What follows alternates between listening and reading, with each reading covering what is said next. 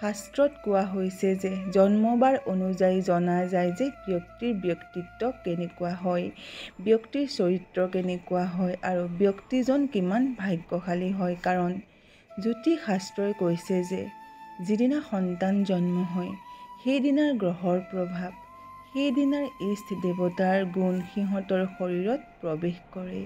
ভগৱান শ্ৰীকৃষ্ণই কৈছে যে পূৰ্বৰ জন্মৰ কৰ্মৰ ফলস্বৰূপে আমাৰ পৰিয়াল, জন্মৰ স্থান আৰু জন্মৰ সময় নিৰ্ণয় হয়।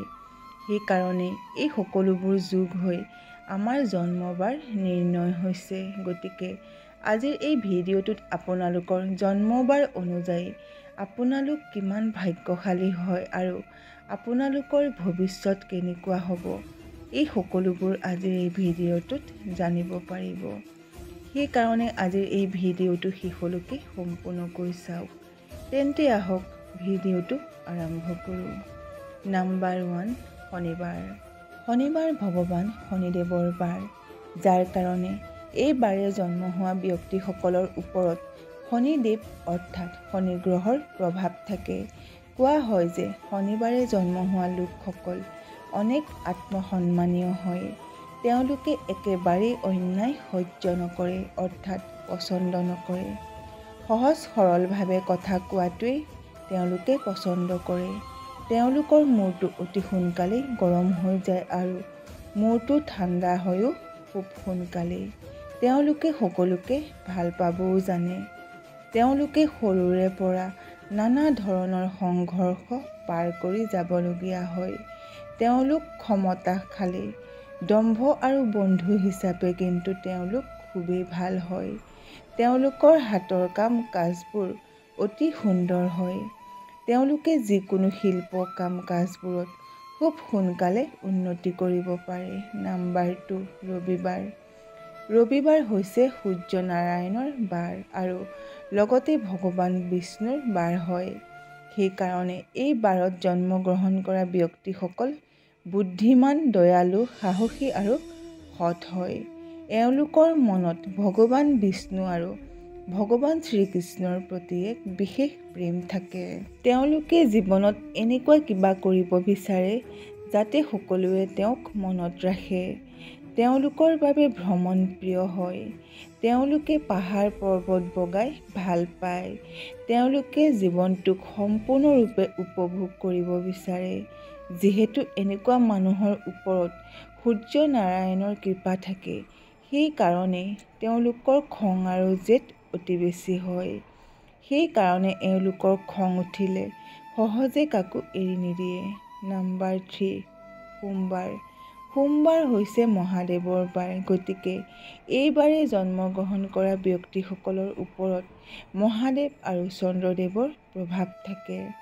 সেইকাৰণে এই বাৰত জন্মগ্ৰহণ কৰা ব্যক্তিসকলৰ মন চঞ্চল হয় আৰু সেইকাৰণে তেওঁলোকে কি কামত সহজে সফলতা আহিব তেওঁলোকে বুজিব নোৱাৰে। কিন্তু যদি তেওঁলোকে বুজি যায় তেন্তে অৱশ্যেই এনেকুৱা মানুহসকল তেওঁলোকৰ জীৱনত প্ৰচুৰ ভাগ্যশালী হয়। এওঁলোক মহাদেৱৰ দৰে ভোলা ভালা হয়, কিন্তু এবাৰ কাৰোবাৰ ওপৰত ৰুষ্ট হৈ গ'লে তেওঁ কাকো এৰি কথা নকয়। এওঁলোক দয়ালু, বুদ্ধিমান আৰু পশুপ্ৰেমী হয়। এওঁলোকৰ মনৰ ভিতৰত মহাদেৱৰ প্ৰতি বিশেষ প্ৰেম থাকে।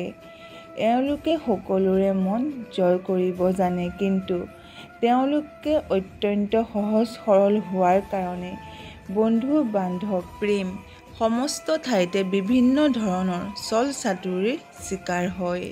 নাম্বাৰ 4, মঙ্গলবাৰ। মঙ্গলবাৰ হৈছে হনুমানজীৰ বাৰ। সেইকাৰণে এই দিনটোত জন্ম হোৱা ব্যক্তিসকলৰ ওপৰত হনুমানজীৰ কৃপা অৰ্থাৎ মঙ্গল গ্ৰহৰ বিশেষ কৃপা থাকে। কোৱা হয় যে এনেকুৱা মানুহৰ ইচ্ছা শক্তি প্ৰবল হয়। এওঁলোকে জীৱনৰ লগত যুঁজিব জানে। কেতিয়াও তেওঁলোকে হাৰ মানিব নাজানে। এওঁলোকক দেখি আশে পাশে থকা লোকসকলেও অনুপ্ৰাণিত হয়। এওঁলোকৰ মাজত তেজ, গম্ভীৰতা, জীৱনত চলাৰ পথত অত্যন্ত সাহস আৰু কঠোৰ পৰিশ্ৰমী হয়। এওঁলোকে স্পষ্টকৈ কথা কৈ ভাল পায় আৰু এওঁলোকৰ মন খুবেই উদাৰ হয়। এওঁলোকে পশু পক্ষী আৰু অসহায় মানুহৰ দুখ সহ্য কৰিব নোৱাৰে। লগতে এওঁলোক পশুপ্ৰেমীও হয়। এনেকুৱা মানুহৰ হৃদয় হনুমানজী বা ভগৱান শ্ৰীৰামৰ প্ৰতি প্ৰচুৰ প্ৰেম থাকে। নম্বৰ 5, বুধবাৰ। বুধবাৰ হৈছে ভগৱান শ্ৰীগণেশৰ বাৰ। সেইকাৰণে এই বাৰত জন্মগ্ৰহণ কৰা ব্যক্তিসকলৰ ওপৰত ভগৱান শ্ৰীগণেশ অৰ্থাৎ বুধ গ্ৰহৰ প্ৰভাৱ থাকে। কোৱা হয় এই বাৰত জন্মগ্ৰহণ কৰা ব্যক্তিসকলৰ ওপৰত ভগৱান শ্ৰীগণেশৰ আশীৰ্বাদত খুবেই ভাগ্যশালী হয়। এনে মানুহবোৰে সহজেই জীৱনত মান সন্মান আৰু যশ প্ৰাপ্তি কৰে। এনে লোকসকলৰ অৰ্থ ভাগ্য খুবেই ভাল হয়। এনে মানুহৰ ভিতৰত বহু গুণ প্ৰতিভা থাকে, যাৰ ফলত এনে লোকসকলে জীৱনত মান সন্মান প্ৰচুৰ প্ৰাপ্তি কৰিব পাৰে। এনে লোকসকল এজন ভাল বক্তা হ'ব পাৰে। এওঁলোক স্মাৰ্ট হয়। এওঁলোকে বেয়া পৰিস্থিতিৰ লগত অতি সহজেই মোকাবিলা কৰিব জানে। এওঁলোক বুদ্ধিমান হয়। এওঁলোকে কাজিয়া পেচাল একেবাৰে ভাল নাপায় অৰ্থাৎ পচন্দ নকৰে। এওঁলোকে ঈশ্বৰৰ কাম কৰি বা ঘূৰা ফুৰা কৰি নিজৰ মতে থাকি বেছি ভাল পায়। এওঁলোকে নিজৰ ওপৰত অন্য কাৰোবাৰ কৰ্তৃত্ব একেবাৰেই পচন্দ নকৰে। নম্বৰ 6, বৃহস্পতিবাৰ। বৃহস্পতিবাৰ হৈছে মা লক্ষ্মীৰ বাৰ। সেইকাৰণে এই বাৰত জন্মগ্ৰহণ কৰা ব্যক্তিসকলৰ ওপৰত মা লক্ষ্মী আৰু গুৰু বৃহস্পতিৰ বিশেষ কৃপা থাকে, যাৰ ফলত এনে মানুহবোৰ খুবেই লক্ষ্মী আৰু গুণী হয়। এওঁলোক বুদ্ধিমান, এওঁলোক জ্ঞানী, ধৰ্মপৰায়ণ আৰু সৎ হয়। এওঁলোকে সৰ্বদাই মানুহৰ বাবে ভাল চিন্তা কৰে। এনে লোকসকল গুৰু বৃহস্পতিৰ কৃপাত জীৱনত অৰ্থ মান সন্মান সহজেই প্ৰাপ্ত কৰে। এওঁলোকে স্বাধীনভাৱে চলি ফুৰি ভাল পায়। এওঁলোকে কথাৰ দ্বাৰা সহজেই অন্য লোকক প্ৰভাৱিত কৰিব পাৰে। এনে লোকৰ ওপৰত মা অন্নপূৰ্ণাৰ কৃপা সৰ্বদাই বাস কৰে, যাৰ ফলত এনেকুৱা মানুহৰ জীৱনত কেতিয়াও অন্ন বস্ত্ৰ আৰু অৰ্থৰ অভাৱ নাহে। এওঁলোকে পূজা পাঠ আৰু ভক্তিভাৱেৰে ঈশ্বৰৰ কাম কৰি খুবেই ভাল পায়। নম্বৰ 7, শুক্ৰবাৰ। শুক্ৰবাৰ মা দুৰ্গা, মা লক্ষ্মী, সন্তোষী মা আৰু মা অন্নপূৰ্ণাৰ পূজাৰ বাবে বিখ্যাত।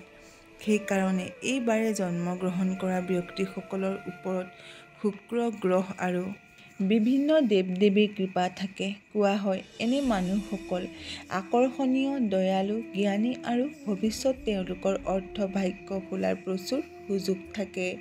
এনে লোকসকল প্ৰচুৰ আৱেগিক প্ৰবল হয়।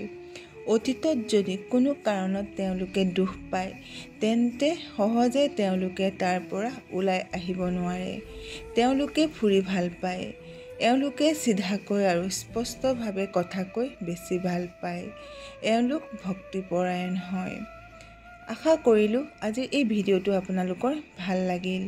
যদি ভাল লাগিল তেন্তে লাইক কৰক, শ্বেয়াৰ কৰক আৰু আমাৰ এই চেনেলটো ছাবস্ক্ৰাইব কৰি দিয়ক। আজিলৈ ইমানেই। শুনি থাকক জ্ঞানৰ গংগা।